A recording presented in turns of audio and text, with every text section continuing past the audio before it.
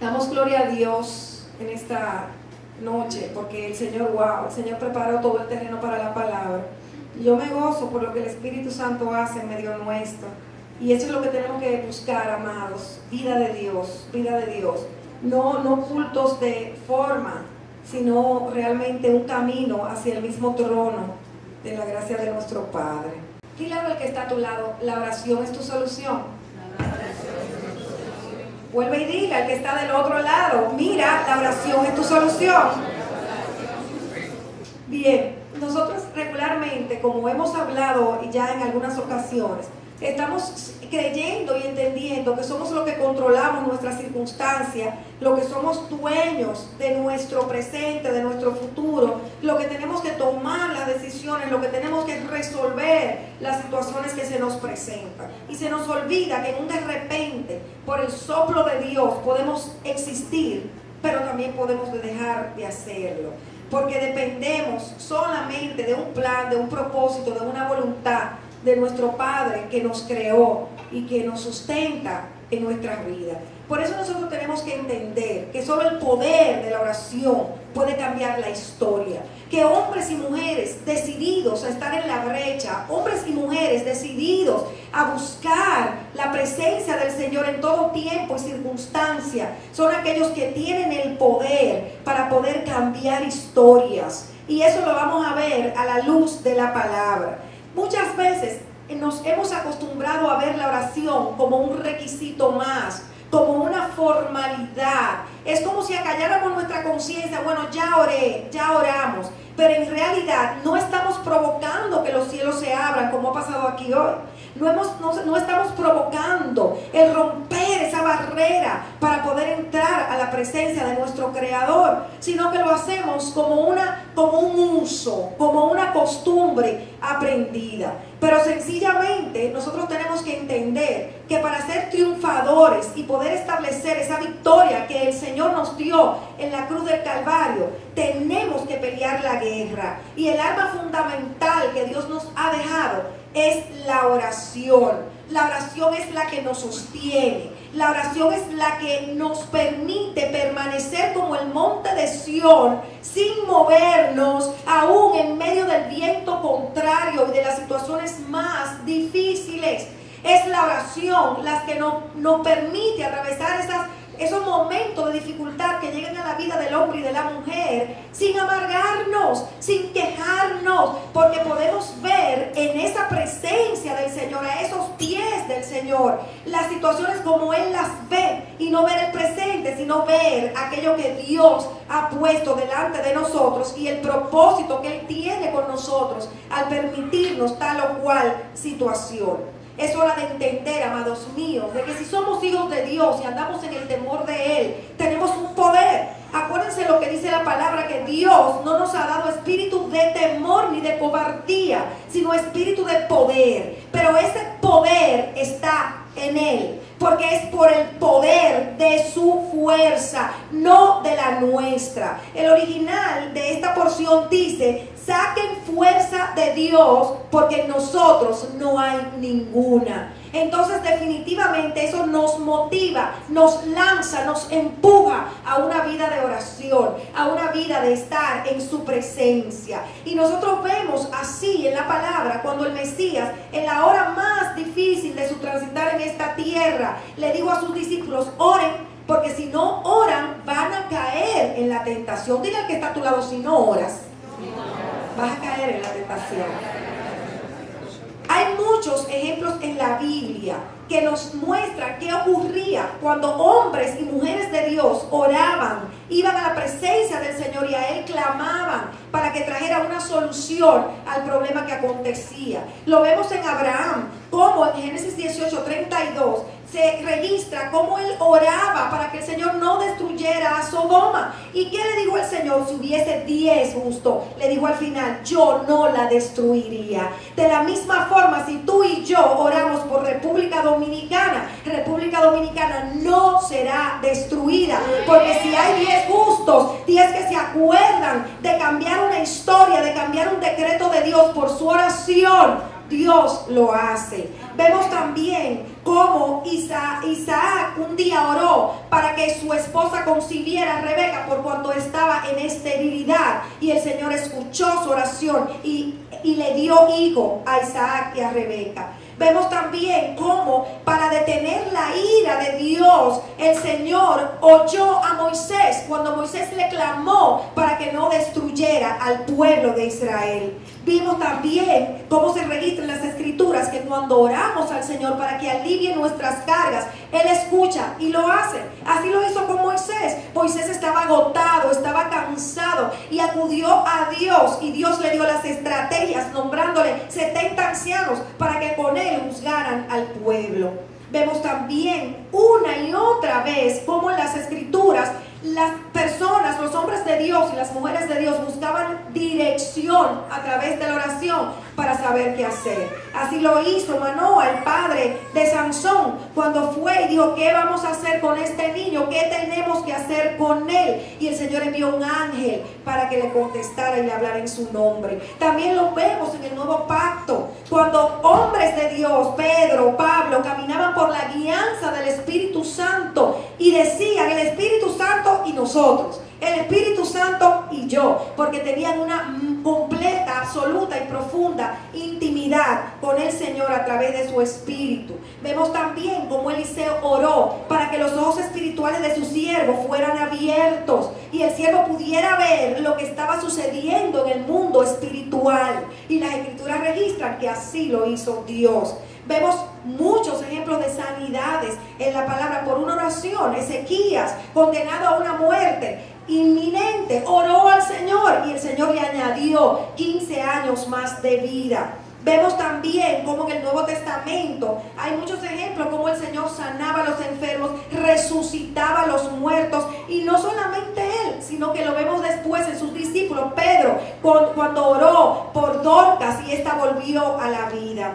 Nos damos cuenta también cómo el Señor, ante un hombre que clamaba para que lo liberara, para que lo sacara de la opresión, de la situación difícil, Él se inclinaba y oía esa petición. El ejemplo de Jonás, desde la boca de un pez, clamó al Señor, ahí en la más completa de las angustias, y clamó al Señor, y el Señor lo oyó y lo libró de esa situación. Y vemos como nuestro Señor, registrado en Lucas 22, dice que se apartó de la multitud como un tiro de piedra, de los discípulos, y poniéndose de rodillas, oraba al Señor. ¿Para qué? Para buscar fortaleza, para poder enfrentar lo que tenía por delante. Y vemos como el Señor envió un ángel para que lo fortaleciera.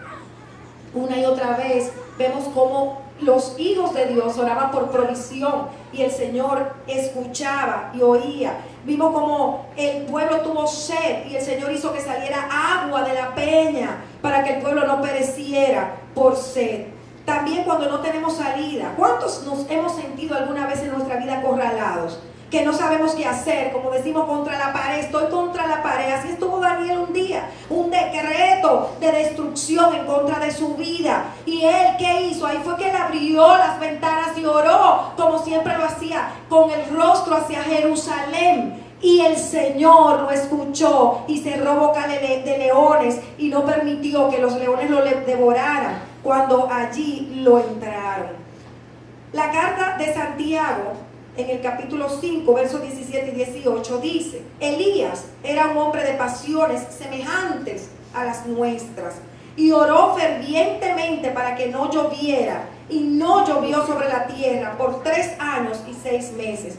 Y otra vez oró, y el cielo dio lluvia, y la tierra produjo su fruto. Lo que nos muestra que nosotros cuando oramos también tenemos la autoridad y el poder sobre la naturaleza, sobre los fenómenos atmosféricos. Vemos también en Josué, cómo Josué detuvo el sol. Esto a mí me impresiona tanto, amados. Como él detuvo el sol y la luna se paró. ¿Para qué? Para que Dios le diera la oportunidad de poder enfrentar al enemigo y vencerlo. Y todo esto es, di conmigo, porque hay uno. O porque hay una que clama a Dios con la convicción de que Dios hace. Fíjense que el Evangelio de Juan, en el capítulo 14, a partir del verso 12, dice lo siguiente: en verdad os digo, el que cree en mí, las obras que yo hago, él las hará también. Y aún mayores que estas hará, porque yo voy al Padre. Y todo lo que pidáis en mi nombre lo haré, para que el Padre sea glorificado en el Hijo. Si me pedís algo en mi nombre, yo lo haré. El que tiene mis mandamientos y los guarda, ese es el que me ama. Y el que me ama será amado por mi Padre, y yo lo amaré y me manifestaré a él. Vamos a desmenuzar esto un poquito para que podamos entender cada parte contentiva en este Evangelio de Juan, en el capítulo 14, en estos versos que acabamos de leer.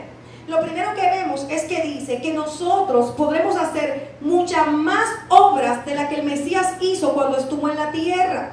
¿Cuál es la razón? Que él iba al Padre, y que como él iba a estar con el Padre, y el Padre sería glorificado en él. Entonces, por cuanto él iba a estar ahí intercediendo, llevando nuestra oración al Padre, muchas más cosas podían suceder en la tierra a través de ti y a través de mí. Entonces, a seguida dice: todo lo que pidieres en mi nombre, dijo el Mesías, yo lo haré. Entonces nos damos cuenta cómo esto enfatiza la relación entre el Padre y el Hijo, mostrando la más absoluta de las obediencias, porque Jesús obedeció por completo a su Padre Celestial. Entonces enfatiza esa sujeción que él tenía al Señor. Y vemos que a seguidas dice: el que tiene mis mandamientos y los guarda. Es decir, que está hablando de que esto no se trata de voluntad de hombre, que esto se trata de una voluntad celestial, que esto se trata de una obediencia de nosotros como hijos del Señor, para que por nuestras oraciones puedan ser realmente efectivas. Todo el que me pida en mi nombre, yo lo haré. Pero esto no es una fórmula mágica, amados míos. No es que cualquiera que pida en su nombre va a ver los resultados. Porque miren qué dice Primera de Juan, capítulo 5, versos 14 y 15. Si pedimos alguna cosa conforme a su voluntad, tenemos las peticiones que hayamos hecho. Entonces yo me pregunto, ¿cómo entender su voluntad? ¿Cómo saber cuál es la voluntad del Señor? Entonces aquí tiene que entrar en nuestras vidas la activación de la intercesión profética, la activación del conocimiento profético en nuestras vidas. ¿A qué me refiero? Hay una palabra que ya ha sido dada por Dios. Hay un decreto de la boca de Dios que nosotros lo tenemos registrado en las Escrituras. Entonces nosotros tenemos que saber que cuando oramos ya hay una voluntad de Dios que ha sido expresada en su palabra, que no tenemos que dudar ni tenemos que cuestionarnos cuál será la voluntad de Dios. Yo te voy a poner un ejemplo: un matrimonio. Tenemos un matrimonio. ¿Cuál será la voluntad de Dios? ¿Que se divorcien o que se queden juntos? ¿Qué ustedes dirían? Ya hay una voluntad establecida, porque hay un decreto de Dios. Lo que Dios une, el hombre no lo separa. Si ustedes están en miseria, en escasez, no tienen que comer, ¿cuál será la voluntad de Dios? Señor, si es tu voluntad, tú me suples. ¿Estaría bien esa oración? Porque la palabra de Dios dice que no hay un justo desamparado, ni su descendencia que mendigue pan. Porque la palabra de Dios nos dice que nuestro Padre es el dueño del oro y de la plata, que de Él son todas las riquezas. Entonces, como estos dos ejemplos que le he puesto hoy, hay muchos ejemplos en la Biblia que nos muestran que ya hay una voluntad taxativamente expresada en las Escrituras, que no tenemos que indagarla, que no tenemos que buscarla. Ahora bien, para esto tenemos que conocer la palabra de Dios. Si no conocemos la palabra de Dios, nunca vamos a entender, por más que oremos, cuál es su voluntad, porque su voluntad está expresada en las Escrituras. Pero hay otra área donde ciertamente tenemos que preguntarle, Señor, ¿tú quieres esto? Señor, esto viene de ti. Cuando tenemos situaciones de confusión, cuando no sabemos si ir o no ir a un lugar, cuando no sabemos si hacer o no hacer tal cosa, entonces ahí es donde entra el inquirir en la presencia del Señor, el estar a los pies del Señor para que Él nos revele qué es lo que está en su corazón, qué es lo que está en su pensamiento, y decirle, Espíritu Santo, trae del corazón de mi papá, qué es lo que Él quiere que yo haga, qué es lo que Él quiere que yo hable, dónde Él quiere que yo vaya. Entonces, amados míos, este es el estilo de relación que nosotros tenemos que tener con nuestro Señor, para poder discernir y entender cuál es la profundidad de esta afirmación que Él hace de su boca cuando dice que todo lo que pidamos en su nombre, Él lo hará. El Evangelio de Juan, en el capítulo 15, a partir del verso 16, nos muestra una clave. Dice, no me elegisteis vosotros a mí, sino que yo os elegí a vosotros. Os he puesto para que vayáis y llevéis fruto, y vuestro fruto permanezca, para que todo lo que pidiereis al Padre en mi nombre, Él os lo dé. Aquí está claro, amado mío. O sea, vidas que están trayendo un fruto agradable al Señor. Vidas que están caminando conforme a Él, que están obedeciendo sus mandamientos, son las vidas que el Señor está levantando delante de su presencia y diciéndole, pídeme, pídeme, pídeme, pídeme que te quiero dar, pídeme que te voy a dar. Pero no podemos sacar de contexto esta afirmación del Señor. Tenemos que conocer de manera completa cuáles esas instrucciones que el Señor nos da a través de su palabra. Juan 16, 23 y 24 dicen, aquel día no me preguntaréis nada. De cierto os digo que todo cuanto pidiereis al Padre en mi nombre, os lo dará. Hasta ahora nada habéis pedido en mi nombre. Pedid y recibiréis para que vuestro gozo sea cumplido. El Señor quiere que le pidamos para que ese gozo sea cumplido en nuestras vidas. Pero fíjense que es en su nombre.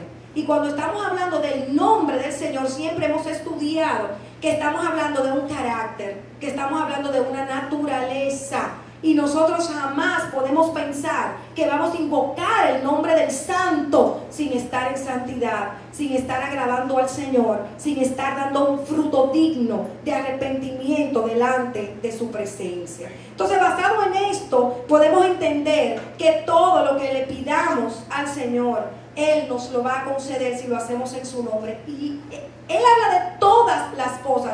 Dile al que está a tu lado, es todo lo que tú le pidas.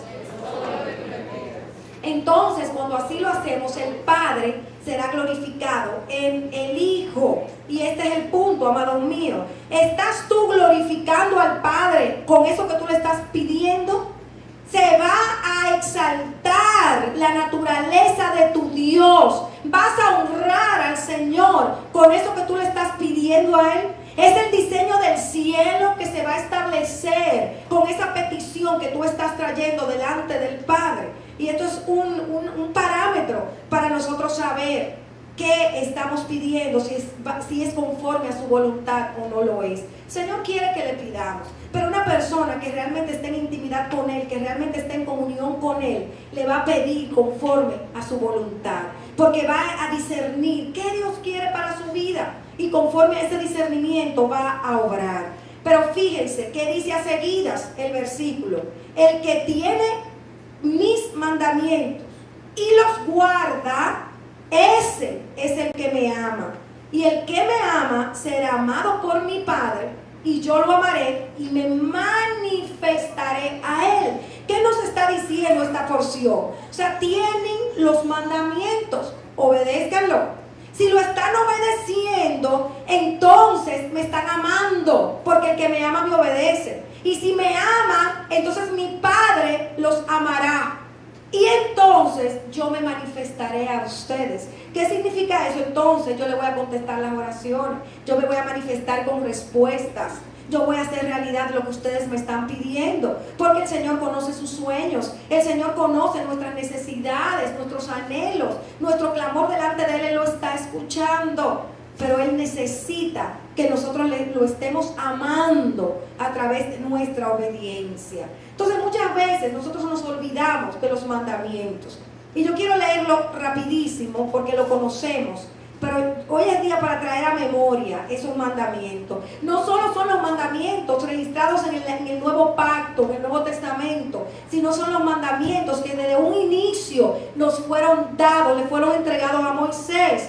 Dice Éxodo 20, y habló Dios todas estas palabras diciendo: yo soy el Señor tu Dios, que te saqué de la tierra de Egipto, de la casa de servidumbre. Señor te dice: yo soy el Señor que te saqué del mundo. Yo fui que te di una vida nueva. Yo fui que te quité los harapos sucios. Yo fui que te saqué de las diferentes canteras de donde te encontrabas y te di una nueva vida. Te honré, te levanté la cabeza, te di un presente y un futuro de paz y de seguridad.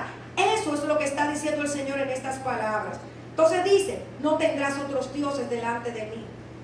No te harás ídolo, ni semejanza alguna de lo que está arriba en el cielo, ni abajo en la tierra, ni en las aguas debajo de la tierra.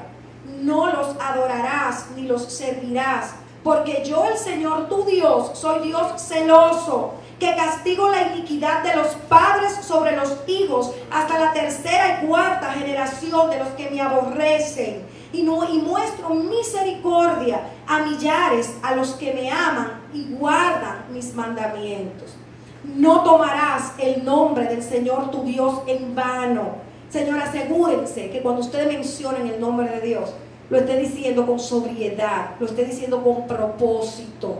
No tomar el nombre de Dios en vano, porque el Señor no tendrá por inocente al que tome su nombre en vano.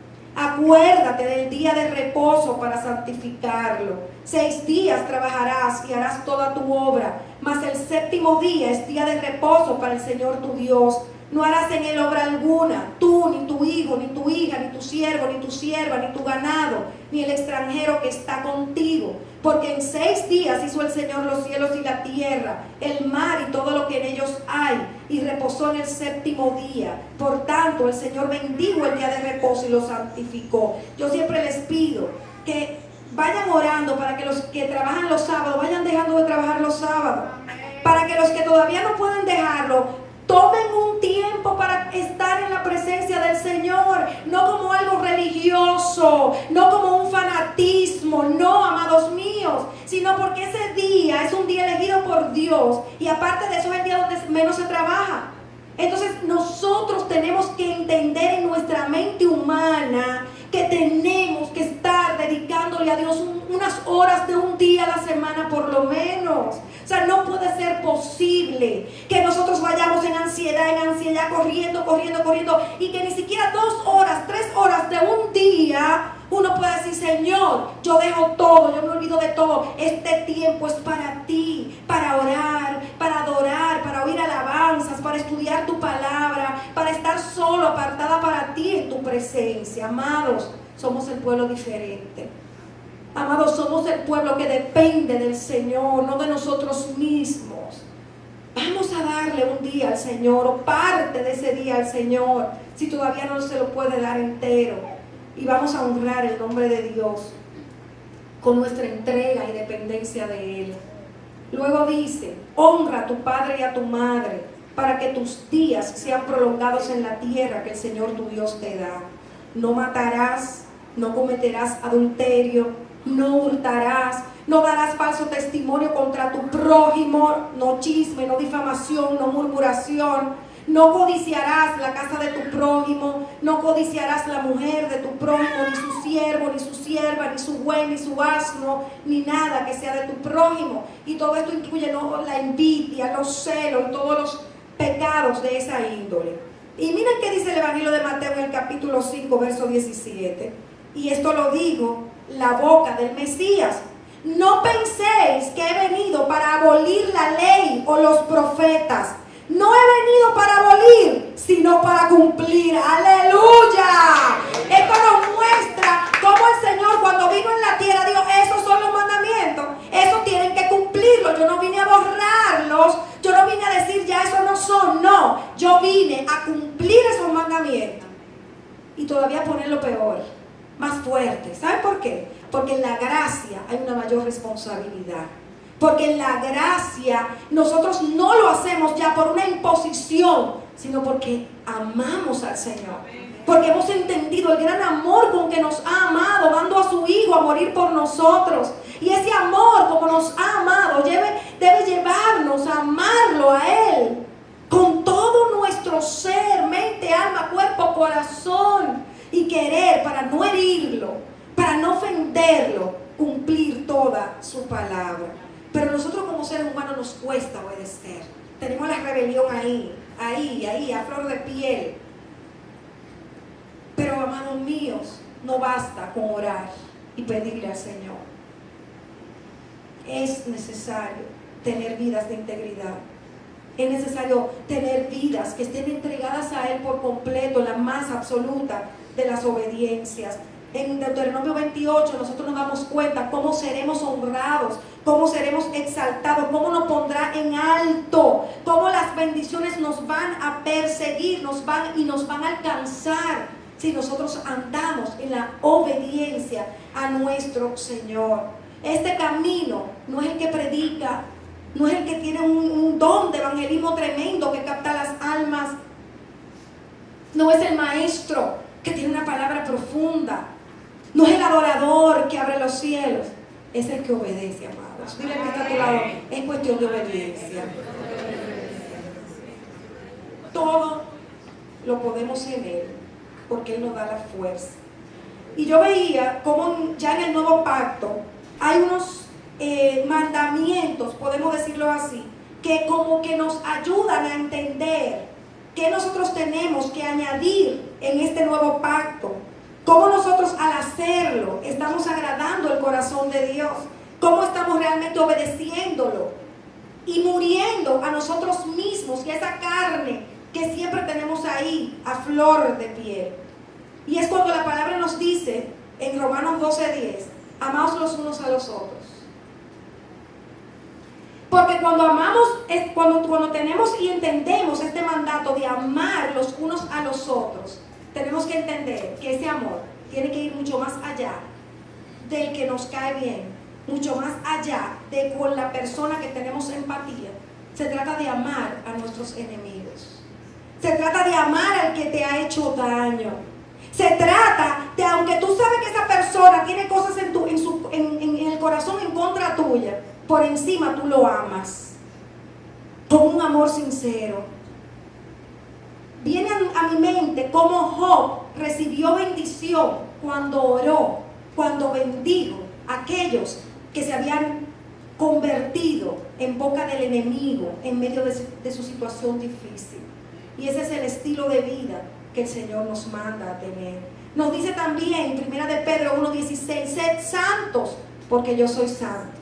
Entonces yo no puedo acercarme a Dios en oración y pedir en el nombre del Señor si realmente yo tengo cosas en mi corazón en contra de alguien, si yo no he perdonado, si yo no estoy orando por los que me han hecho daño, por los que me adversan en el camino. No puedo clamar el nombre del Señor para presentarle mi petición si yo no estoy siendo santa, si yo no estoy obedeciendo sus mandamientos.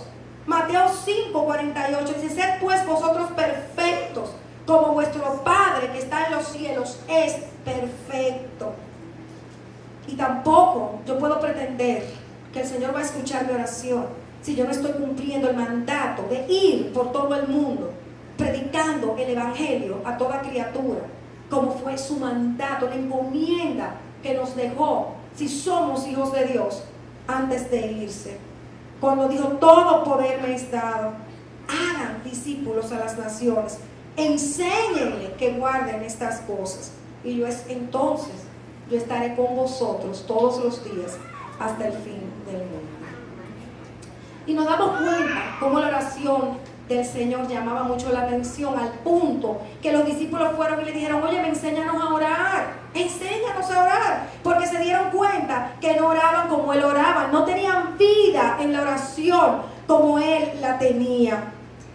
Cuando nosotros oramos con estos requisitos cumplidos, nos vamos a dar cuenta que vamos a elevar oraciones de vida, oraciones que pueden cambiar la historia, oraciones que pueden deshacer el plan del diablo, oraciones que pueden tocar el corazón del Señor para que Él pueda bendecirnos y favorecernos aún en contra de aquello que ya Él había decidido. Para eso murió Yahshua en la cruz del Calvario. Para eso derramó su sangre, para abrirnos un camino derecho para el cual pudiéramos entrar confiadamente ante la presencia del Señor y de allí obtener el socorro que nosotros necesitamos. Y lo vemos desde un pecador cuando decide arrepentirse. Los cielos son abiertos y el Señor dice que echa sus pecados al fondo del mar y nunca más se acuerda de ello. Nosotros nos damos cuenta cómo el Mesías en sus 3 años de ministerio público nunca se mostró que Él no tuviera tiempo para orar. A pesar de las muchísimas ocupaciones y responsabilidades que tenía, porque Él no descansaba, Él se encargó de que nosotros viéramos con claridad cómo una y otra vez se apartaba de la multitud, dejaba lo que estaba haciendo para buscar dirección, fortaleza en la presencia de su Padre. Por eso es que la primera carta a los tesalonicenses en el capítulo 5, verso 17, nos manda a orar sin cesar. Por eso les pido a los que oran en lengua, que vivan orando en lengua mientras manejan, mientras se bañan, mientras cocina. Oren en lenguas, que es el lenguaje de Dios. Si todavía usted no tiene el don de lengua, pida al Señor, no desmaye, porque el Señor va a derramarlo sobre sus vidas. Entonces nos damos cuenta cómo en el Getsemaní el Señor aumentó la intensidad de su oración hasta el punto que dice que como gotas de sangre salía el sudor de Él, para que nosotros veamos lo que era la agonía, que hasta una hematodrosis se le produjo en su cuerpo. Pero en este momento de esta agonía tan terrible, nosotros vemos 2 escenarios. El Mesías clamando con una intensidad como nunca antes lo había hecho. Porque cuando nosotros vemos el original de intensamente, nos damos cuenta que es una lucha con contienda. Y nosotros nos preguntamos, ¿con quién contendía el Señor? No contendía con su carne, Él era el perfecto. No contendía con su vieja naturaleza, porque Él tenía una naturaleza santa y perfecta. ¿Con quién contendía el Señor en ese momento donde oraba intensamente? Contendía con un enemigo a quien tenía que enfrentarse en ese momento. Porque sabemos que las tinieblas iban a gobernar totalmente en ese momento. Pero también iba a contender, estaba contendiendo para soportar el pecado que sobre él caería y cómo se separaría de su Padre, lo que era el dolor y la agonía más grande que él iba a atravesar como ser humano en la carne. La carta a los Hebreos en el capítulo 12 dice, a partir del verso 3, considerad pues aquel que soportó tal hostilidad de los pecadores contra sí mismo, para que no os canséis ni os desaniméis en vuestro corazón, porque todavía en vuestra lucha contra el pecado no habéis resistido hasta el punto de derramar sangre. Tú y yo sí tenemos que orar intensamente para que nuestra carne sea sometida. Tú y yo sí tenemos que orar intensamente para poder resistir las oposiciones, los ataques que nosotros tenemos que enfrentar día a día en nuestra vida. Pero nunca lo haremos como lo hizo el Señor hasta el punto de derramar la sangre. El camino de santidad, amados míos, implica una lucha.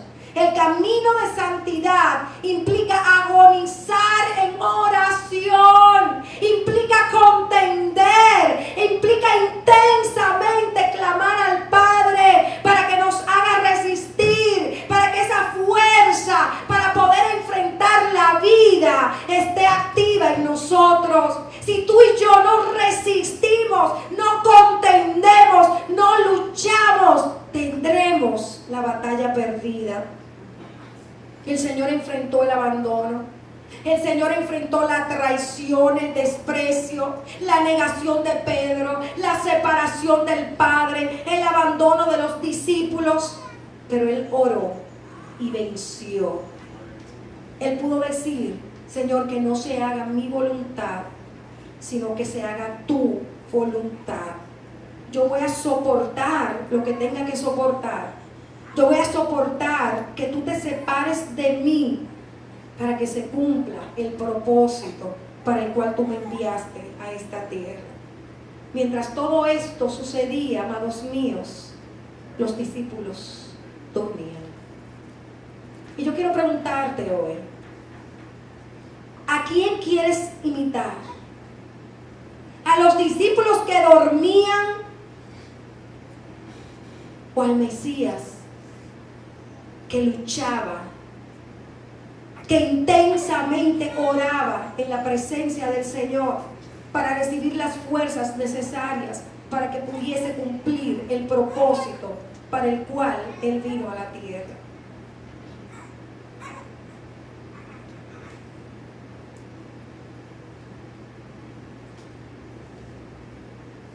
Yo pienso que, como dijo Job, el Señor sabe el camino que tú has tomado. El Señor sabe que tú persigues y que tú tienes en el corazón. Y Job dijo: cuando me haya probado, yo saldré como el oro. Todos estamos siendo probados. Tú y yo estamos siendo probados, cada cual en su área, cada cual a su manera. Que nuestra meta sea salir aprobado, sea salir como oro de esos procesos que estamos enfrentando.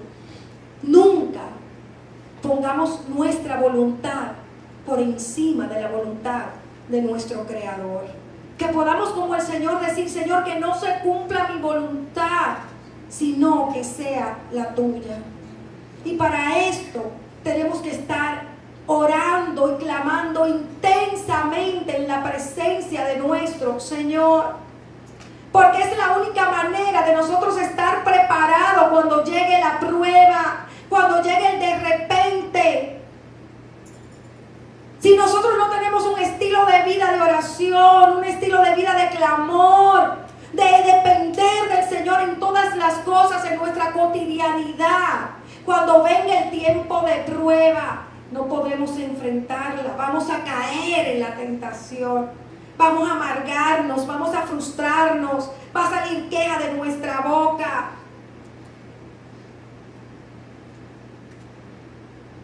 El Señor anhela, amados míos, que glorifiquemos su nombre a través de nuestras actitudes y reacciones en medio de la prueba. El Salmo 135:6 dice que todo cuanto el Señor quiere lo hace, en los cielos y en la tierra, en los mares y en todos los abismos. Pero dile al que está a tu lado: pero hay que orar. Josué 21, 43, 45 dice: de esa manera el Señor dio a Israel toda la tierra que había jurado dar a sus padres, y la poseyeron y habitaron en ella. Y el Señor les dio reposo en derredor, conforme a todo lo que había jurado a sus padres, y ninguno de sus enemigos pudo hacerles frente. El Señor entregó a todos sus enemigos en sus manos. No faltó ni una palabra de las buenas promesas que el Señor había hecho a la casa de Israel. Todas se cumplieron. Dile al que está a tu lado: pero Josué oraba. Segunda de Corintios 1:20. Pues tantas como sean las promesas de Dios, en Él todas son sí. Por eso también por medio de Él, amén, para que la gloria de Dios por medio de nosotros sea manifiesta. Dile al que está a tu lado: pero tienes que orar. Fíjense esta palabra. Esta palabra a mí me impacta la vida. Y está en Génesis 22, 16, 17. Dijo, esto es Dios hablando: por mí mismo he jurado declara el Señor, que por cuanto has hecho esto y no me has rehusado a tu hijo, tu único, de cierto te bendeciré grandemente y multiplicaré en gran manera tu descendencia, como las estrellas del cielo y como la arena en la orilla del mar. Y tu descendencia poseerá la puerta de sus enemigos. El Señor interpuso juramento, oigan esto, de que bendeciría a Abraham. ¿Pero por qué? Porque le entregó lo de más valor, porque le entregó su único hijo, porque decidió darle todo a él. Y miren qué dice la carta a los Hebreos en el capítulo 6, versos 17 y 18. Por lo cual Dios, deseando mostrar más plenamente a los herederos de la promesa, dile al que está a tu lado, yo soy un heredero de la promesa, la inmutabilidad de su propósito, interpuso un juramento a fin de que por dos cosas inmutables en las cuales es imposible que Dios mienta, los que hemos buscado refugio seamos grandemente animados para asirnos de la esperanza puesta delante de nosotros. Dile al que está a tu lado, tienes que buscar refugio en Él. ¿Qué nosotros estamos viendo aquí? Que el Señor interpuso juramento. Oigan esto, en Él sí y amén. Los bendeciré, les irá bien. Yo quiero favorecerlos, yo quiero cumplir sus sueños, yo quiero hacer realidad lo que me piden en el nombre de mi Hijo. Pero en la espera, amados míos, tienen que permanecer orando. Tenemos que permanecer orando, porque únicamente orando nuestra fe va a prevalecer. Únicamente orando vamos a seguir entendiendo lo que Dios entiende. Vamos a seguir conociendo su voluntad. Ahí tendremos un refugio que nos va a proteger de la intemperie, del viento contrario, del sol abrasador, de la lluvia que quiere ahogarnos. Por eso es que la carta a Santiago en el capítulo 5, verso 16 nos dice que la oración eficaz del justo puede lograr muchas cosas. La oración eficaz es la oración por la palabra, no la oración emotiva, no la oración de lamento, porque solamente la palabra es viva y eficaz. Solamente la palabra es más cortante que una espada de doble filo. Solamente la palabra va a separar tu alma y el espíritu, va a penetrar hasta los tuétanos. Solamente la palabra como espada va a deshacer el plan del diablo. Escrito está. Así hay que hablarle al enemigo, amados míos. Así hay que clamar en la presencia del Padre con la palabra de Dios, que es la que va a hacer el efecto de deshacer, de derribar o de construir o levantar, dependiendo cuál se trate la oración que estamos elevando delante del Señor. La palabra, y solo la palabra de Dios es la que no vuelve vacía sin haber cumplido el propósito para el cual es enviada. Esa es la oración eficaz. Y la oración perseverante, la oración que sigue en la presencia del Señor, que sigue declarando la palabra una y otra vez, sin desmotivarse, sin desanimarse, sin cansarse, porque hay una seguridad en el interior de aquel que ora. Hay una convicción inquebrantable de que Dios me oye y Dios hará. Dios me oye y Dios hará. Entonces yo insisto e insisto y persevero hasta que vea hacerse realidad aquellas cosas que yo estoy pidiéndole a Él. Y el justo, oración eficaz del justo. El justo es aquel que ha cumplido todo lo que hemos dicho anteriormente, aquel que ha decidido amar al Señor y por cuanto lo ama lo obedece. Por cuanto lo ama no le ha rehusado nada, como Abraham no le rehusó su único hijo, el de la promesa. Tiene que ser nuestro estilo de vida. Así nos llamaremos justos, porque somos personas que tienen un carácter diferente, un carácter como el que tuvo el Hijo de Dios, un carácter de santidad, un carácter que ha aprendido a padecer en la carne para que el nombre de Dios sea levantado y glorificado. Amados míos, para la oración eficaz, para que nosotros podamos deshacer las obras del diablo, tenemos que tener autoridad espiritual para poder enfrentar las tinieblas. Autoridad espiritual para decir al enemigo: te equivocas, no entrarás y no harás tu voluntad. Te pongo límite, diablo, te devuelve, te marchas hacia atrás. Autoridad espiritual para decirle a las tinieblas: se van y se deshacen como se deshace la neblina. Para decirle al plan del diablo: eres como lobo de la calle, te vuelves nada, no te tengo miedo. Y la autoridad espiritual solamente te la va a proveer la santidad. Solamente te la va a proveer una decisión, una determinación firme de decir no a la manifestación de tu carne, de decir no a la satisfacción de los deseos de tu corazón. Y duela lo que duela, y tengas que renunciar lo que tengas que renunciar, y sientas lo que sientas, caminas por el camino que te trazó tu Padre Celestial. Y dice: por él voy, y para esa meta voy, y no miras ni a izquierda ni miras a derecha, sino que sencillamente le dice: sí, Señor, heme aquí, que no se haga mi voluntad, sino que se haga tu voluntad. Porque mientras estudiaba este tema, el Espíritu me ponía como muchos se habían desanimado, como muchos habían entrado ya a la incredulidad, otros a la duda, porque había pasado el tiempo y no habían visto nada suceder de lo que estaban pidiendo al Señor. Hoy yo quiero pedirte que renuncies a la incredulidad, porque solamente las cosas se harán realidad en tu vida si tú en lo más profundo de tu ser crees que van a hacerse realidad.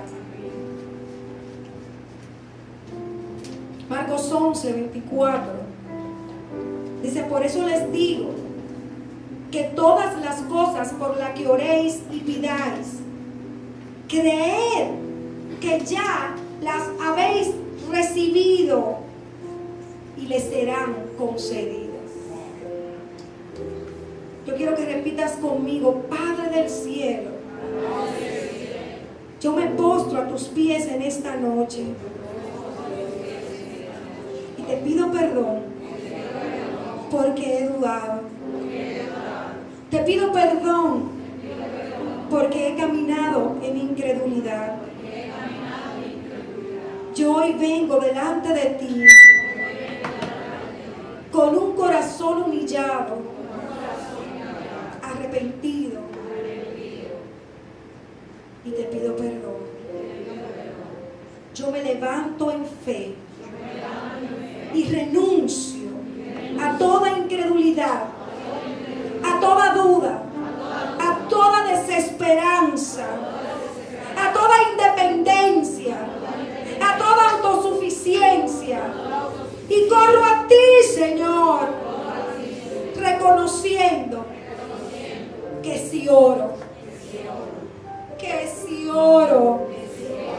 todo lo que yo te pida en el nombre de tu Hijo me será dado. Perdóname, Señor, por haber creído que puedo hacerlo sin orar. Hoy yo me comprometo contigo y decido correr a tu presencia como lo hacía el Señor.